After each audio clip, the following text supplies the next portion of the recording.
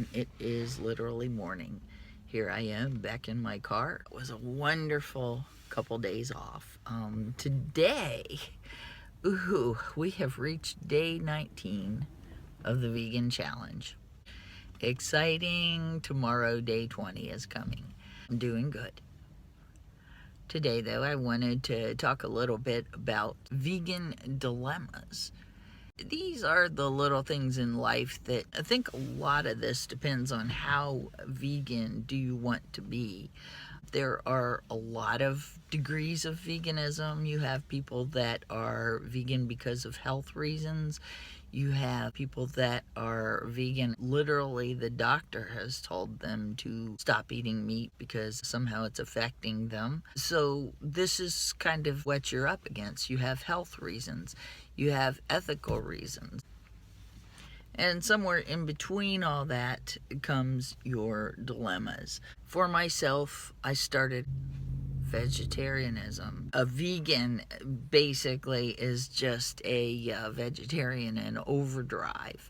So if you are an ethical vegetarian, you don't really want to touch meat or meat products, and you don't want to contribute to an industry.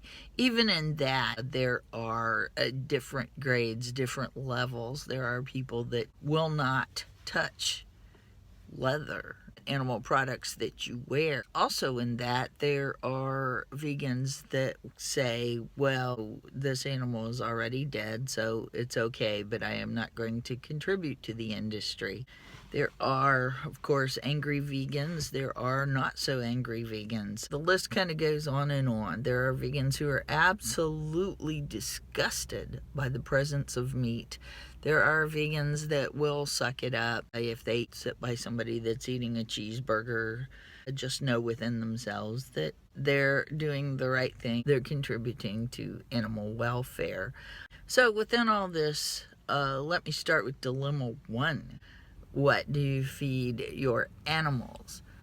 There are vegan cat foods. There are vegan dog foods. But the thing is, and this I've researched, and a lot of this is drawn from what people who have tried to put their pets on a vegan diet and it didn't work so well. The health of their pets may have suffered. So you don't want to be cruel to your animal. If you are really opposed to feeding your cat a can of meat, then maybe you should get a rabbit. Maybe you should get a grazing animal as a pet, because it's not right for the animal. What you're most likely after is a less cruel world. Don't be cruel to the animals that you have. Dilemma two. What do you do if you happen to sit by somebody that's eating meat? One thing you can do is suck it up.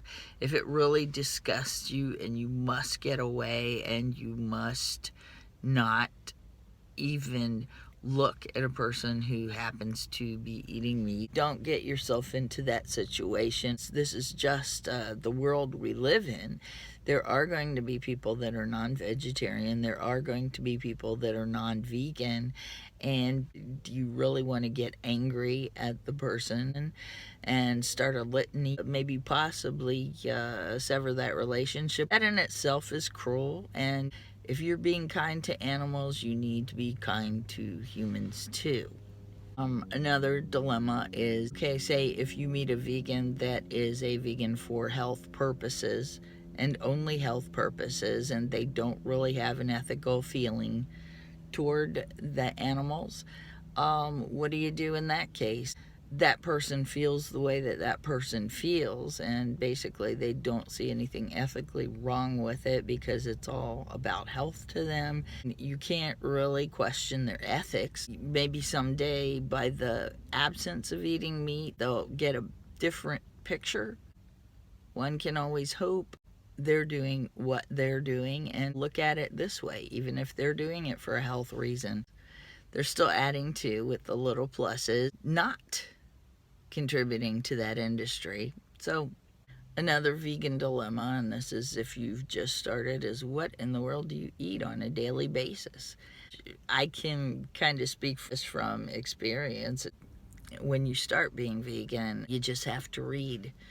You have to figure out what can you eat that's meat free, what can you eat that has no meat. You'll find your way. You'll definitely find your way. It's not like you only have to eat salads. There's wonderful things out there. There's very filling things: tofu, beans, yellow vegetables, red vegetables, nice grains, and grains do develop a much better taste when you're actually not eating meat.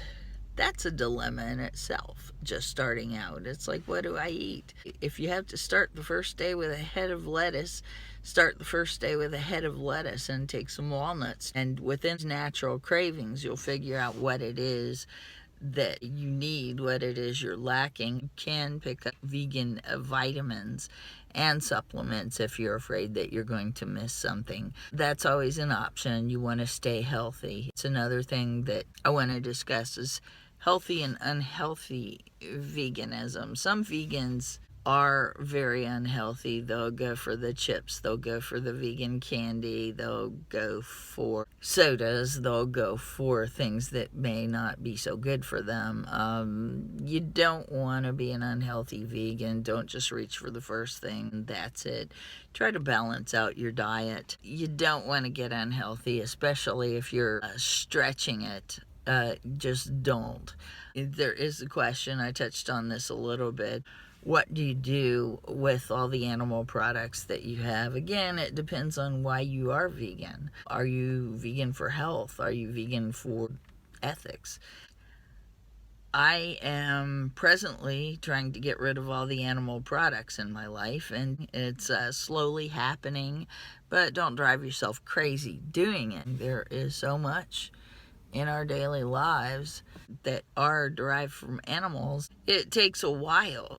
I've already found this out. It just is not going to happen overnight. So whatever grade of vegan that you are, whatever grade of vegan that you think you want to be, or whether you just want to give up meat except for twice a week, or whatever the case may be, I'll take the little plus. But yes, you're putting a little plus on the board. Eventually you may grow further into it, and if you do, then hey, congratulations for you. And if you don't, I'm happy that you're actually not supporting an industry that is so cruel with animals. I hope some of this helped. Have a good day, and I will talk to you later.